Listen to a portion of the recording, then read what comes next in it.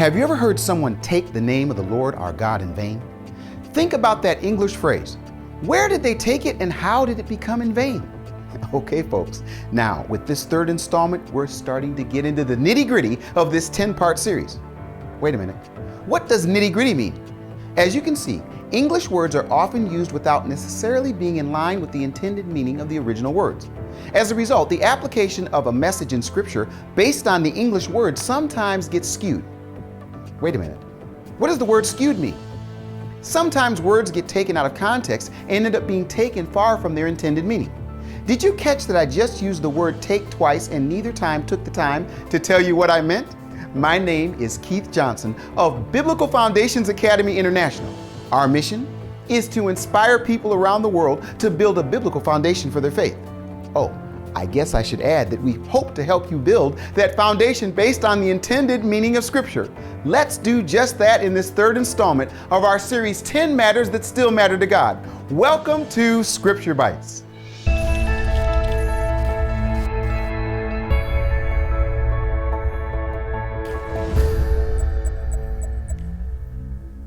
Okay, folks, you should be feeling a bit more comfortable now that we're on number 3 of our 10-part series. I hope our sometimes fickle but always phenomenal Scripture Bites interface feels like working today. CB, please upload our control verse and the companion PDF with the extra credit insert. Uploading control verse. That's right, folks. To help you understand the intended meaning of this Scripture Bite, I'm adding a really important extra credit study section into this week's downloadable PDF companion study guide. Now fasten your seatbelts and get ready for takeoff. Okay, I'm still having some fun with the first of 2 key words we will need to look at to understand this Scripture Bite. Our control verse comes from Exodus chapter 20, verse 7 in the King James Version. Thou shalt not take the name of the Lord thy God in vain, for the Lord will not hold him guiltless that taketh his name in vain. Now you have to admit, that sounds pretty serious no matter what English version you read. We need to get right to the scroll source before we scare folks away from continuing with this Scripture Bite. Here we go.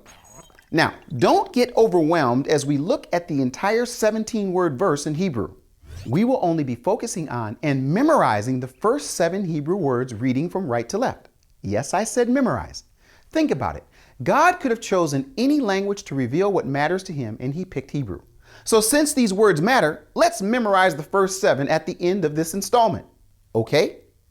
Let's read those first 7 now in Hebrew. Lo tisa et Shem Yehovah Elohecha lashav. Let's jump right into the first of 2 words we will be taking a closer look at. The second word in the verse, tisa. Let's open up the closer look.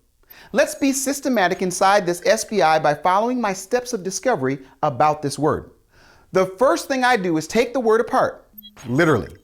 CB, please add the Masoretic vowel markers under or within each letter, and don't you dare say they're not available in this version.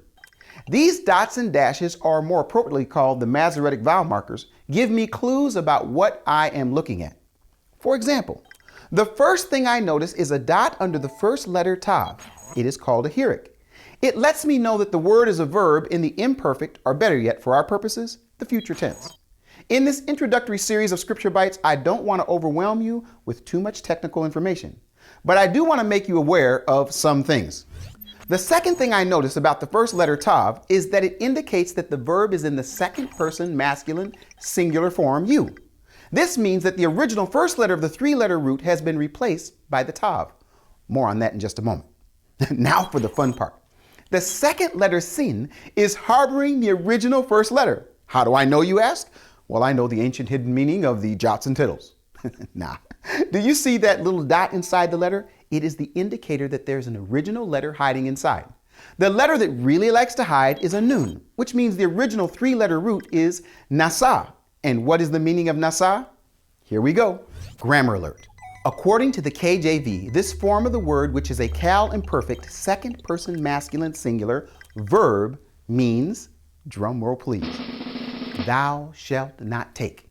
Okay, before we go any deeper, the root word nasa is found in 14 different forms in the scroll source, but we're only going to look at the form used most often. CB, can you do me a quick count of the most frequently used form? The best definition of this form that shows up 659 times is to lift, carry, or take. Now do you see why I said fasten your seatbelts or get ready for takeoff? When the KJV uses take, it means the same thing as when the flight crew hears from Mission Control at NASA. Did you catch the reference to our word NASA? Mission Control at NASA counts down to liftoff, or better yet, when you hear that really cool pilot voice, flight attendants prepare for takeoff. To take off means to lift up the airplane. Now think about the first part of our verse with this meaning of the Hebrew word in mind. Thou shalt not take the name. Here's a clue to understanding the first part of our control verse. To take a name in biblical Hebrew is to lift that name up, and even more specifically, to speak or in some way use that name. You have to love the Hebrew language. It is so descriptive. Now, the second word we want to take a closer look at is lashav, or in vain, according to our friends, the translators of the King James Version. I'm going to make this part really simple by taking a look at an interesting phenomena in the English translation. CB, please pull up the stats window for this word. In the scroll source, lashav is found 14 times in this exact form, with the preposition lamed at the beginning. However, the root word shav is found 71 times in 6 different forms. The number of different forms, 6. To deceive, be vain. To ravage, vain, false, empty, devastation, and shiva, twice. That's actually found in 2 different forms. What is really interesting is the variety of English words translators use when they see this source word shav. They use a total of 12 different English words: deceit, deceitful, deception, emptiness, empty, false, falsehood, lies, vain, vanity, visions, and worthless. These words should give you a hint of the meaning of the second key word in our Scripture Bite verse. Now let's take a closer look at this difficult to translate word lashav that has ended up as in vain in our verse. Here it comes again. Grammar alert. Lashav is a noun in the common masculine singular absolute form. It has a lamed preposition attached to the front of it, which can mean to or for, or in this case, it is being translated as in. CB, please open the reference window and pull up the Hebrew Aramaic lexicon of the Old Testament. Halot. This respected reference work maintains that the essential elements of the word shav consist of injustice and deception, triviality and lying. If we were to dig deeper, we would find that this word shav has what I like to call a dance partner that sometimes is used interchangeably with it. However, I'm going to leave that for you serious Scripture Bite students, those willing to do some deeper study, by downloading the free PDF study guide with the extra credit insert. It is really important information and the price is right. You know, it's free for all of you registered members. What we can see in this reference window is something that will surely pique your interest to keep studying. CB, please upload the bonus verse for our Scripture Bite. Uploading Psalms 24:4. He that hath clean hands and a pure heart, who hath not lifted up his soul unto vanity, nor sworn deceitfully, Psalms 24 verse 4, KJV. Now, if we take a peek behind 2 words, you might get as excited as me. We see nasa for lifted up, just like the word for take in our control verse, but without the substitute first letter tav. Then we see lashav for vanity, which is the exact same form we are looking at in our control verse. In the Psalms, we find many examples of a form of expression known as parallelism.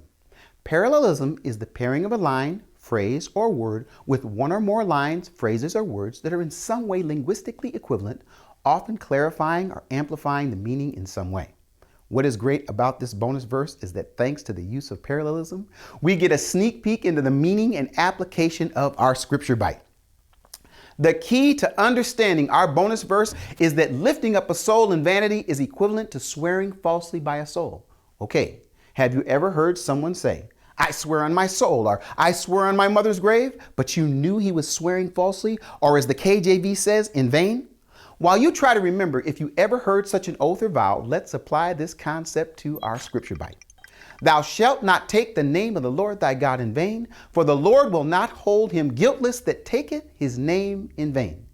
To take the name of the Lord would mean to lift it up or pronounce it in an oath or a vow. When we add the term in vain, we indicate that it was done falsely, meaning with no intention of fulfilling the oath or vow. You know, it's called lying, or in legal terms, perjury.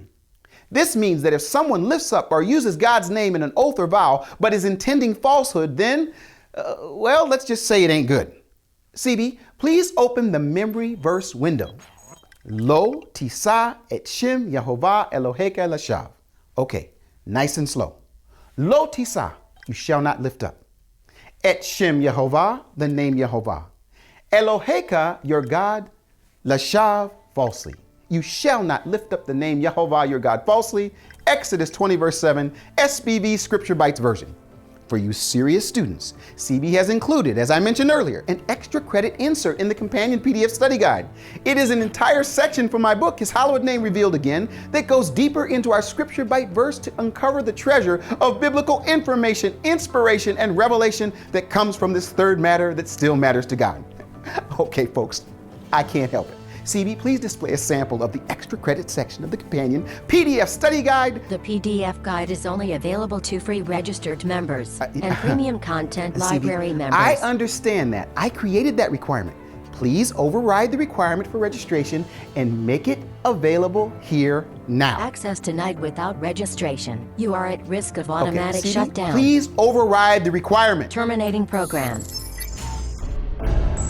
This is your SBI assistant. Did you enjoy this Scripture Bite? If so, share it with your friends. Be sure to become a free member at bfainternational.com to download a PDF companion study guide for this edition of Scripture Bites. Visit bfainternational.com today to join the conversation.